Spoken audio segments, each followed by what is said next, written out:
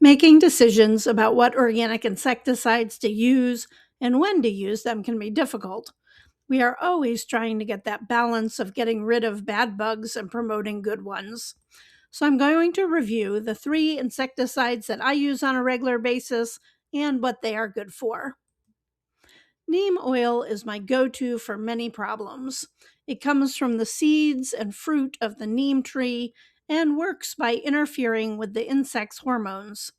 It works best on plants with smooth leaves because the oil coats the leaf. When pests feed on treated plants, the compound disrupts their ability to molt, to grow, and lay eggs. Neem oil interrupts feeding patterns and smothers soft bodied insects and their eggs on contact. It is popular because it targets common pests like aphids, whiteflies, and mites. Make sure you spray the undersides of the leaves, and you can even spray the soil around the plant. Just like your skin, a plant's leaves have pores. Neem oil works by covering the leaves with a thin coat of oil. Too much neem oil can clog the leaves' pores and harm their natural respiration process. If you're having an infestation, apply neem every 4 to 5 days. Give the plant some space in between applications so it can breathe. Neem also works well on mildews and funguses, but I'm going to make an organic fungicide video separately from this one. Unlike synthetic pesticides, neem oil breaks down and does not accumulate in the soil or water, and it's safe to have around your pets. Organic pesticides are derived from natural substances and used to manage garden pests, but that doesn't mean they won't kill pollinators or beneficial insects. The pesticide doesn't have a brain or make choices on what species it kills. Neem, or any other of the pesticides I'm talking about, should be sprayed in the early morning or evening when pollinators are less likely to be gathering nectar or pollen. And you might have to make hard decisions between butterfly caterpillars, which love to eat your plants, like this dill, and the health of the plant. Speaking of caterpillars, Spinosad is what I turn to for caterpillars and beetles. It is considered stronger than neem. It's made by fermenting a soil-dwelling bacterium called Spinosa. Fun story! Spinosad was discovered when scientists on vacation in the Virgin Islands took a soil sample outside an abandoned rum distillery. Spinosad controls pests by attacking their nervous system in a unique way, overstimulating the nerves until the insect becomes paralyzed and dies. It works both on contact and when eaten, and it is effective against tomato hornworms, cabbage lopers, corn earworms, and bagworms.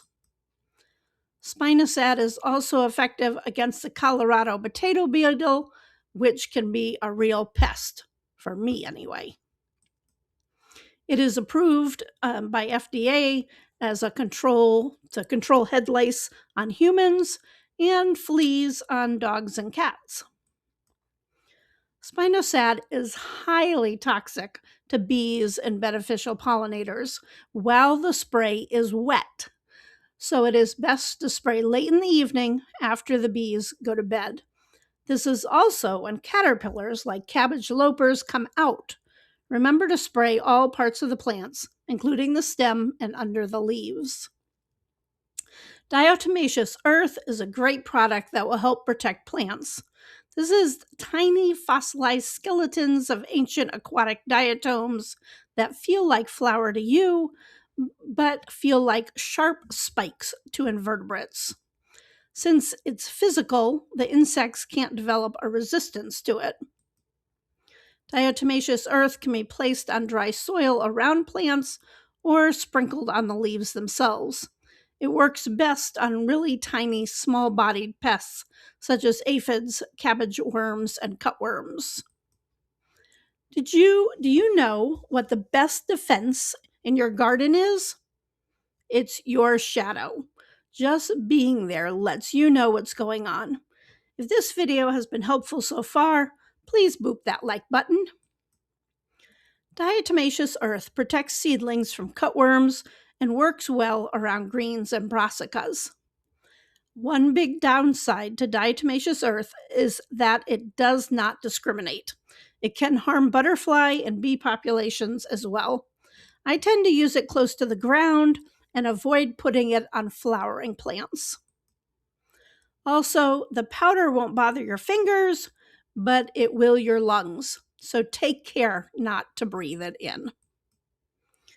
Kaolin clay is something I talk about in my fruit videos, as I typically use it more in the orchard.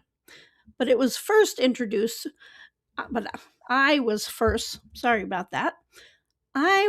introduced to it from my friend Gretchen, who was using it to protect her eggplants from flea beetles. It's a soft white mineral clay that is mined from the earth and ground into a fine powder. It is also used in beauty products. So it's not really an insecticide like the other three. So rather than killing pests directly, it works by creating a protective barrier. When mixed with water and sprayed onto plants, it dries into a thin, powdery white film that irritates insects, makes it hard for them to grip or feed on the plant, and disguises the plant so pests have trouble recognizing it as food. It deters insects like cuddling moths and plum cucurial. When you buy using my links in the description, I get a small commission, which helps us to support wildlife rehabilitators in the United States. We are a nonprofit, and we try to give back to wildlife rehabilitators. I spent years as a USDA certified organic farmer and sold at farmers markets. My expectations were higher because I needed a saleable product. Now, as a home gardener, I can tolerate more bug damage. My family doesn't expect perfect vegetables, thank goodness. So I keep these 3 insecticides on hand, and I use them when necessary. If the plant is starting to look, droopy and look like, the bugs are just affecting its growth, then I get out the insecticide. I just released my latest book in my wildlife rehabilitation series, this one on rescuing fawns. It should be live in a day or so on Amazon and Barnes & Noble. And I hopped into my next book, which will be another kids learning activity book, this one on frogs. Check out the website. I published 2 gardening and a wildlife article this week. I welcome your comments and suggestions and questions. Thanks for watching, and I hope you have a fabulous sunny day.